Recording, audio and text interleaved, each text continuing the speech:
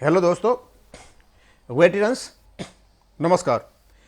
मैंने सवेरे एक वीडियो बनाया था और उसमें हमने ये बताया था कि एमएसपी का केस जो दिल्ली हाई कोर्ट में चला हुआ है उसके बारे में कुछ मिस इन्फॉर्मेशन फैलाई जा रही हैं। ये कहा जा रहा है उस केस को एक वकीलों की संस्था है, कोई एडीसी, कभी ईडीसी, कभी एईडीसी लड़ रही है और इसमें कोई पैसे का खर्चा नहीं हो रहा है। हमने जानना चाहा कि वास्तव में इसकी असलियत क्या है, तो काफ़ी कुछ तो हमने सवेरे वीडियो में बता दिया था। अब हमने उसके फैक्ट्स डाले हैं यहाँ पे कि इसको वास्तव में कौन लड़ रहा है।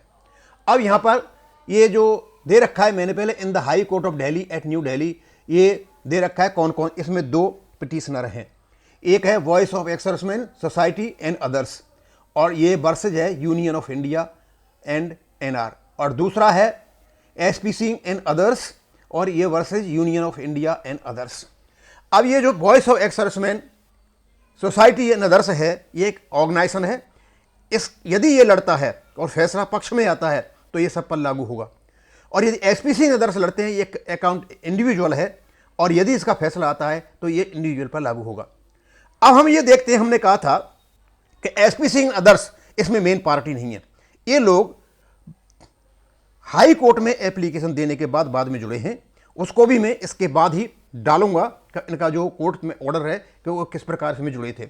अब इनका जो नंबर है voice of ex servicemen society others, इसका है WPC नंबर है 12842/2018, यानी सबसे पहले ये गए थे।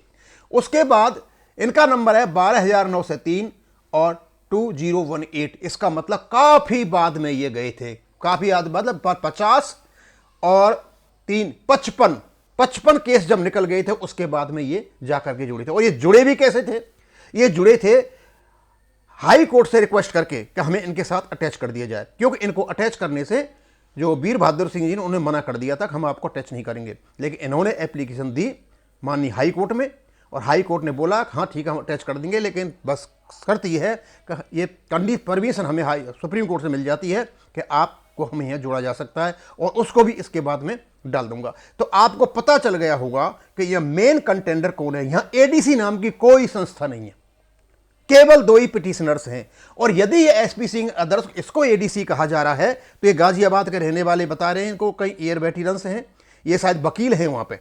अब मुझे पता नहीं ये वकील हैं क्या है, लेकिन यहाँ ये गाजियाबाद में रहते हैं, और इनका क्या रोल है यहां पे, और 22/3 को क्या रोल रहा था इनका। एक वकील, ये शायद एक पहुंचे भी नहीं थे, इनकी एक वहां पर जूनियर लेडी वकील आई थी और वो बगल में खड़ी रही थी। इसने कोई बहस नहीं की थी, बहस की थी केवल और केवल voice of ex servicemen society in others के जो वकील थे विदेश गुप्ता जी, उन्होंने इसको बहस किया था।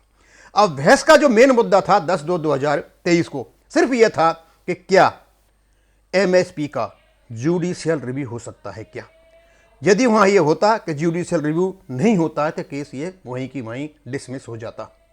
अब प्रॉब्लम क्या थी, जुडिशियल रिव्यू की प्रॉब्लम क्या थी? ये प्रॉब्लम पैदा हुई 2017 में, किसमें? High court of Punjab and Haryana Chandigarh से पैदा हुई थी। वहां यह केस डाला गया था एमएसपी में, एक इंडिविजुअल ने, पेंशनर ने, उनका नाम है एक्स नायक हरपाल सिंह, वो भी मैंने यहां पर लगा रखा है, और इनका नंबर था 28,160 ऑफ 2017। सारे केस आने के बाद जो वहां निर्णय होकर के आया, वो निर्णय ये आया, अब वो निर्णय भी यहां पर लगा हुआ है। और क्योंकि इसी की वजह से ये जुडिशियल रिव्यू की बात पूछी गई थी, और जब जुडिशियल रिव्यू की बैतरणी को ये पार कर गए थे तो उस समय सरकारी वकील ने भी यही कहा था कि ये पहले ही रिजेक्ट हो चुका है। और रीजन क्या था, अब देख लीजिए कि क्यों ये जुडिशियल रिव्यू की बात हो रही थी।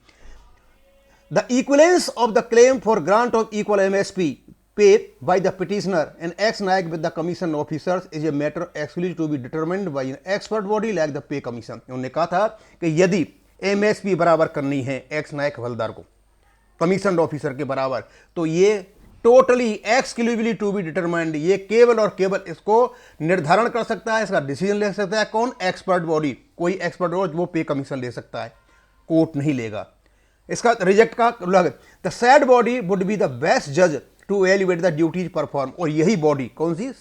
पे कमीशन, यही एक परफेक्ट बॉडी है कि इसको इसकी ड्यूटीज को एवेल्युएट करने के, duties perform, nature of duties, risk and other germane considerations for the post held for grant of MSP, ये कहते हुए कि केबल और केबल जो वेतन आयोग है वही इसका निर्धारण कर सकता है, कोर्ट नहीं।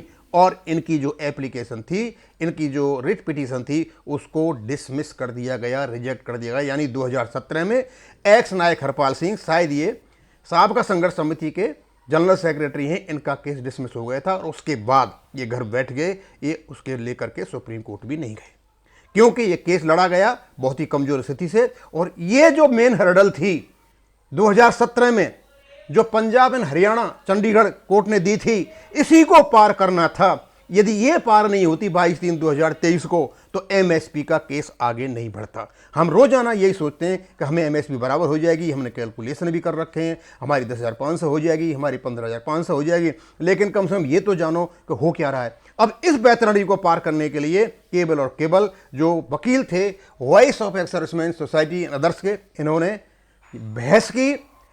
सुप्रीम कोर्ट के जो अपोजिट डिसीजंस थे इसके संबंध में, उनको पार किया, उनको तोड़ा। और तोड़ने के बाद जब ये बिल्कुल हो गया, हाँ इसका ज्यूडिशियल रिव्यू हो सकता है, तो बिल्कुल जब जज साहब इसका आदेश करने वाले थे, तो उसी समय जो वकील हैं, कोई ग्रुप कैप्टन हैं, सरकारी वकील हैं, उनकी ओर से, अब उन्होंने अपना वकील भेजा होगा या खुद आए थे, यह कहा गया कि ये केस तो पहले ही रिजेक्ट हो चुका है, क्योंकि डबल बेंच है हरियाणा की, वो आश्वस्त थे कि ये केस आगे चलेगा ही नहीं, ये उसी दिन खत्म हो जाएगा, क्योंकि डबल बेंच का फैसला है, ये सिंगल बेंच है, ये सिंगल बेंच कुछ नहीं कर पाएगी और ये खत्म हो जाएगा। और खत्म कराने के लिए ही ये सारा स्वांग रचा गया था।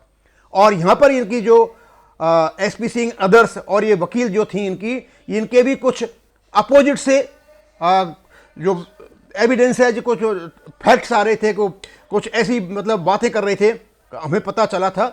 और यही लोग आकर के दूसरे लोगों को बरगलाते हैं कि वहाँ कोई खर्चा नहीं हो रहा है और वहाँ उल्टी सीधी बातें कराते हैं।